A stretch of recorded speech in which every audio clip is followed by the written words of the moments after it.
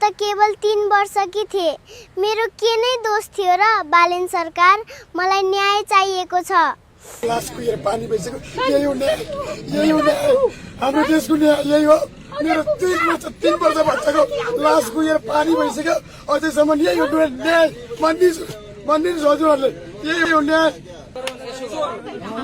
हामीले कुरा सुनेनौं भने हामीले कुरा सुनेनौं भने कसरी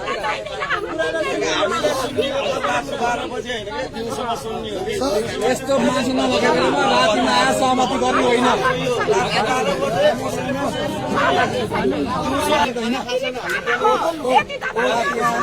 सबैलाई पीडा छ, सबैलाई पीडा छ।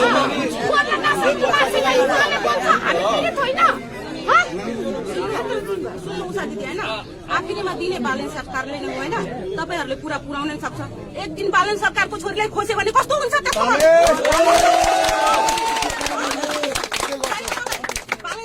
कमाएको सब फेला परेर उहाँले के नेतृत्व लिनुहुन्छ? उसले आएर निलाई गरिदिनु पर्यो। उसले गरिदिन्छ अनि खुल्दिन्छ। तपाईहरु पुर्याउनु पर्छ। उ आएर खोदै निलाई, उ जे निलाई गर्छ त्यो म सहमति हुन्छु। ल्याइदिनु, भोलि झिकाइदिनु। त्यतिमा सहमति न त हुँदैन। हामी पीडितको मान्छेलाई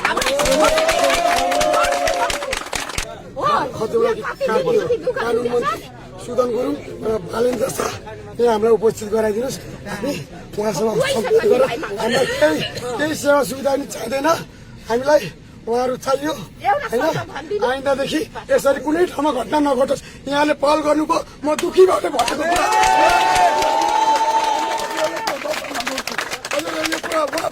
म दुखी भएको। हजुरहरू त सामान्य मतलब हजुरहरू ठाउँमा बसेको हुनुहुन्छ। हजुरहरूको व्यक्त उहाँहरूले सुन्नुहुन्छ र यहाँको जनताको व्यक्त हजुरहरूले सुन्नु हो। बुझ्नुभयो नि? भइसक्यो, लास कुहिएर पानी भइसक्यो।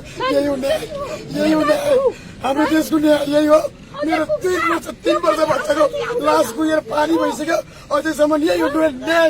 भनिदिनुहोस् हजुरहरूले, यही हो न्याय। म पीडित हो। अनि यसरी नगराउनुहोस्, यसरी हमरा नगराउनुहोस् न त। मलाई भन्नु न, म पीडामा यतिकै मरिसकेको छु। त्यति मात्रैले पुग्दैन। जसरी मेरो बच्चाले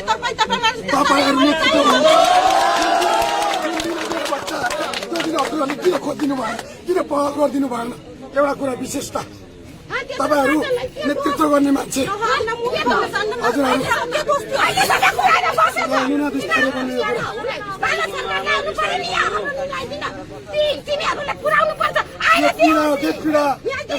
यस्तो गर्दा नगरेर बच्चालाई मार्छ।